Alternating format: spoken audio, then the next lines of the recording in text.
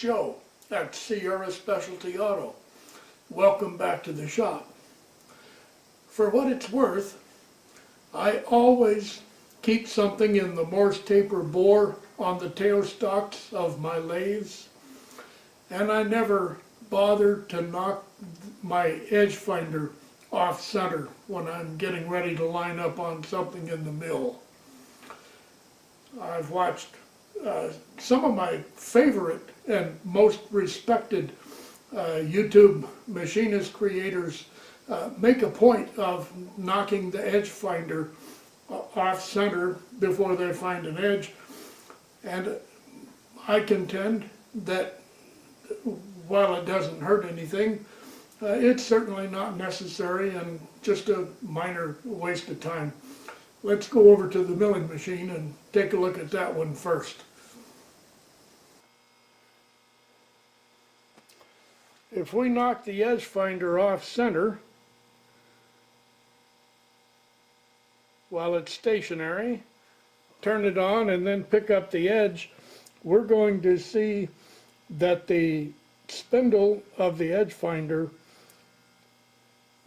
approaches center and actually achieves center, runs dead true just before it sets off to the side. And this is going to happen whether you start it off center or whether you start it on center. So let's go through this exercise.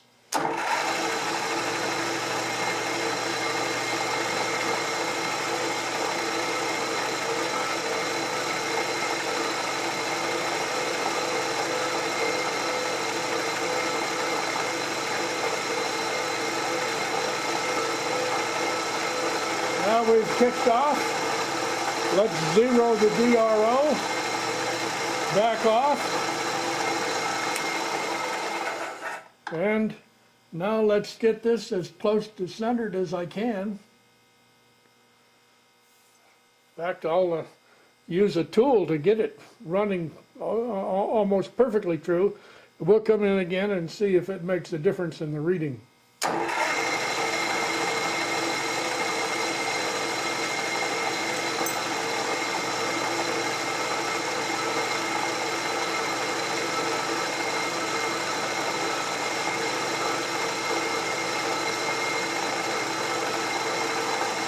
Well, we see it maybe a half a thousandth there. Let me try it again. This does vary from approach to approach. It depends on how steady your hand is on the dial, on the feed handle.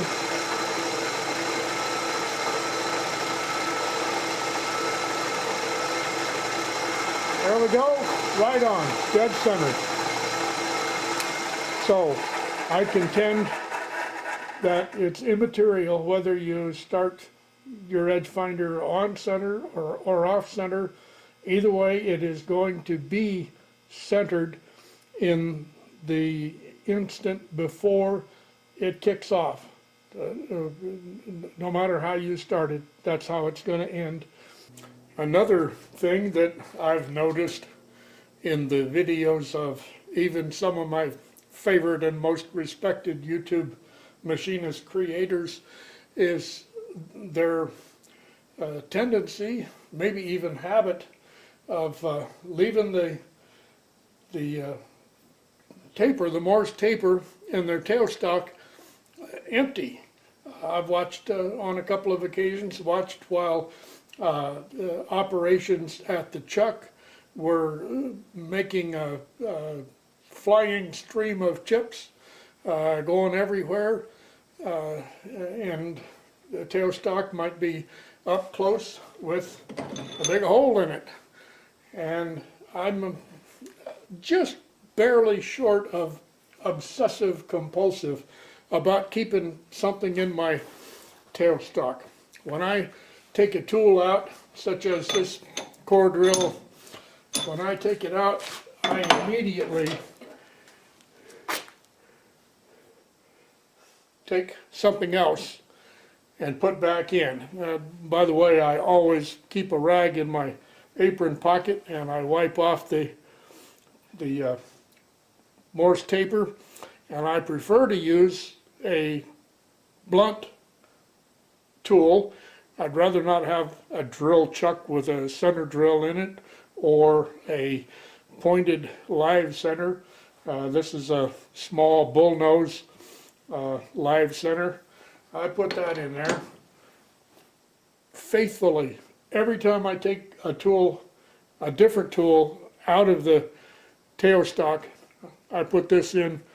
I want to keep that hole clean. I don't want to have to be going fishing for screwdrivers to wrap a rag around and run in there and clean that bore out. And I don't want to take a chance on forgetting to do that and putting tooling in there and getting chips between the male and female tapers. I do that on my small lathe. This is a sharp 1340. Can we get that to show? There we go. Very nice lathe, by the way. I've had this for 25 years. Bought it new. It's been an extremely good tool. And on my old Polish-made toss lathe, my big one, this is an 18 by 60. I also keep something in that tailstock, and again, preferably a blunt tool. Always, when I take some kind of other tooling out of it, I put that bullnose live center in. Never fail. Okay, there are my 2 rants for this episode of For What It's Worth.